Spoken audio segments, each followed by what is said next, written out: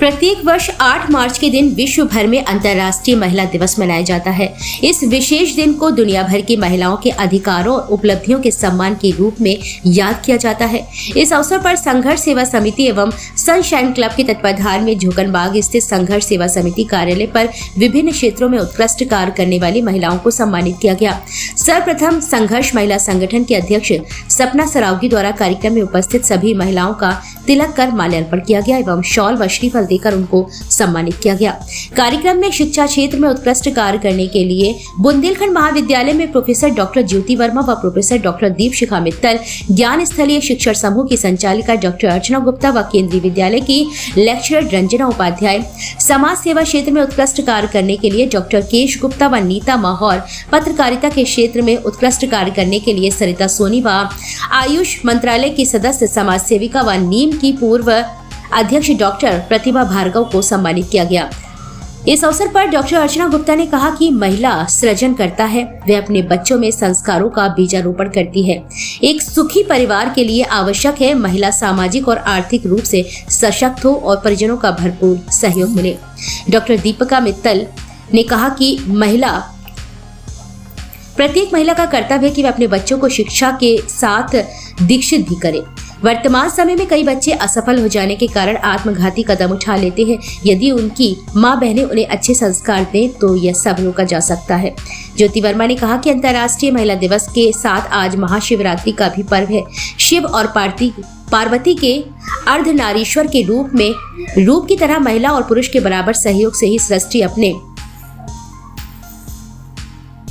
सुंदरतम रूप को प्राप्त कर सकती है। प्रत्येक महिला अपने घर की धुरी होती है, इसलिए उसका प्रेममय होना घर के पुरुष सदस्यों का नैतिक कर्तव्य है। प्रोफेसर अर्चना अवस्थी ने कहा कि एक सुसंस्कृत महिला ही योग संतानें अवतरित करती है, वही एक ऐसे व्यक्तित्व का निर्माण कर सकती है जो हमारे समाज को सही दिशा और दशा की ओर अग्रसर कर सकता है।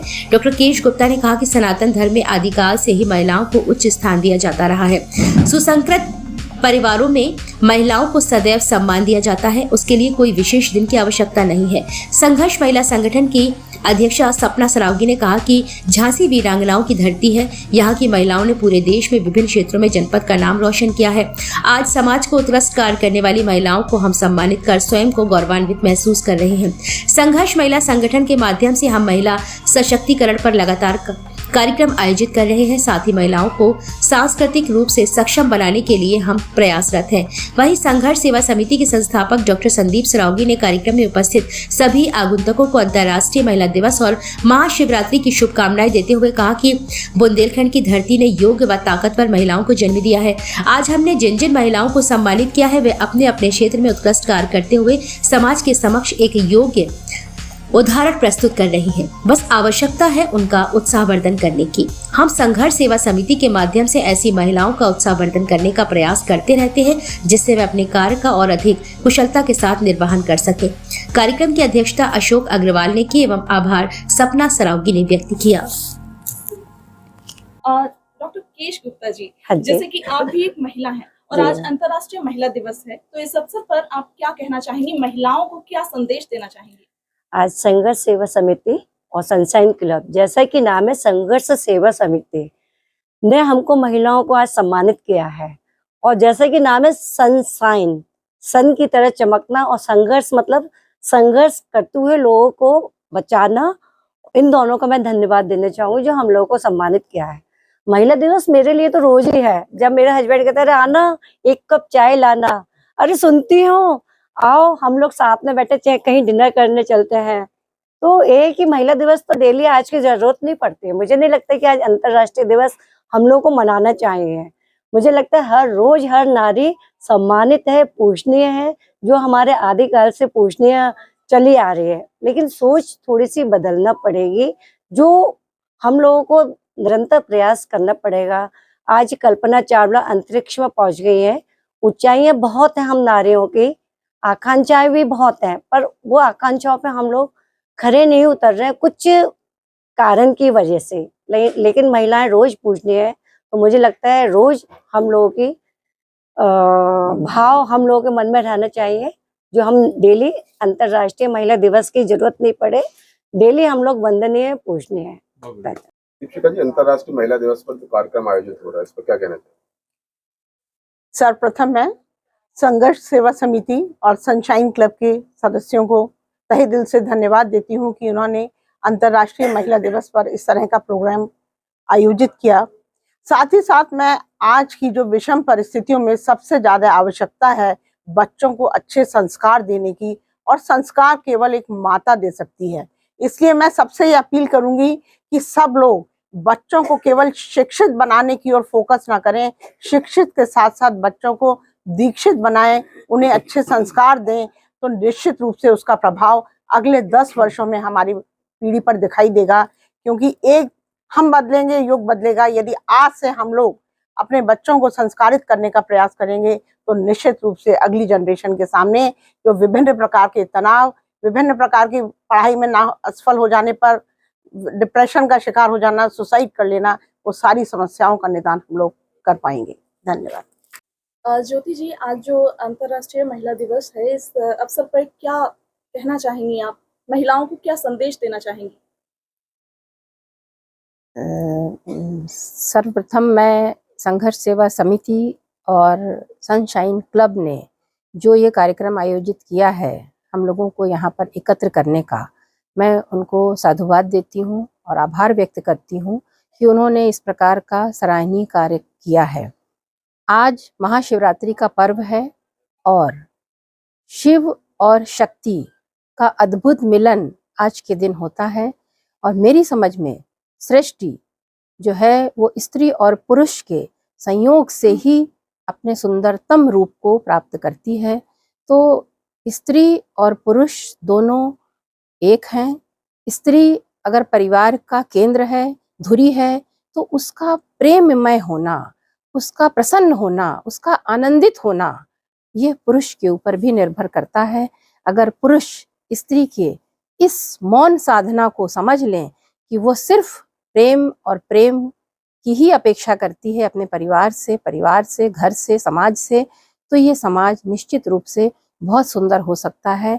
तो मैं तो बस यही कहना चाहती हूँ कि स्त्री को सम्मान देना अच्छी बात है, लेकिन उसके अंदर के उस ममत्व को, उस करुणा को, उस प्यार को, उस भाव को अगर पुरुष समझ ले तो ये समाज बहुत सुंदर हो सकता है। और सपना जी, जैसे कि आपका भी संघर्ष महिला संगठन नाम से एक संस्था है, तो आपने कई महिलाओं को इसमें जोड़ा है। आज अंतर्राष्ट्रीय महिला दिवस है, तो इस अवसर पर आपने कई महिलाओं को सम्मानित भी किया है। इस अवसर पर क्या कहना चाहेंगी आप? अंतर्राष्ट्रीय महिला दिवस के पहले तो आप सभी को बहुत ढेर सारी शुभकामनाएं, लेकिन इसके लिए मैं ये कहना चाहूंगी कि नारियों का सम्मान। जी, अंतर्राष्ट्रीय महिला दिवस पर महिलाओं को क्या संदेश देना चाहिए?